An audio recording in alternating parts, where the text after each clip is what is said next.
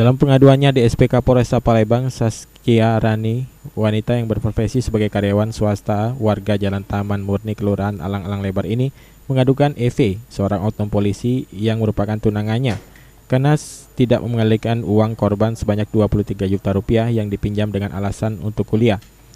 Kejadian tersebut terjadi pada tanggal 20 Maret 2015 lalu. Terlapor EV yang merupakan tunangan korban meminjam uang 10 juta rupiah kepada korban yang disaksikan langsung oleh ibu korban bernama Aprida dengan alasan untuk biaya kuliah terlapor. Dengan perjanjian akan dikembalikan karena percaya akhirnya korban meminjamkan uangnya kepada terlapor.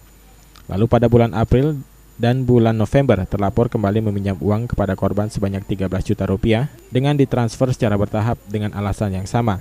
Namun setelah dipinjami uang, terlapor tiba-tiba malah sulit ditemui dan handphonenya tidak pernah aktif. Selanjutnya korban yang merasa ditipu mengadukan perbuatan terlapor EV tunangannya yang merupakan oknum polisi tersebut ke Polresta Palembang. Gajian, tapi pas itu udah bisa lagi ditelepon. Datang ke rumahnya belum.